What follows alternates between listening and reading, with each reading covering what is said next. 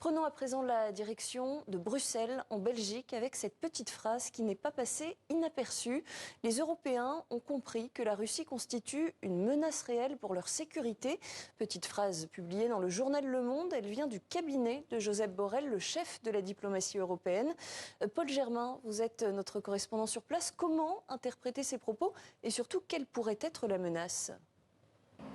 Eh bien Clémentine, vous savez que la Belgique préside actuellement l'Union européenne et la ministre belge de la Défense a déclaré qu'il ne fallait pas craindre que des chars russes débarquent à Bruxelles, mais ça ne suffit pas à rassurer tout le monde. Son homologue allemand Boris Pistorius a ainsi affirmé que Vladimir Poutine pourrait attaquer un pays de l'OTAN d'ici 5 ans et le ministre suédois de la Défense a aussi affirmé de son côté qu'une guerre en Europe était possible, qu'il ne faut pas encourager la peur mais qu'il faut regarder les choses en face. Et d'ailleurs, tous les citoyens suédois ont reçu un petit livret leur indiquant ce qu'ils doivent faire en cas de conflit.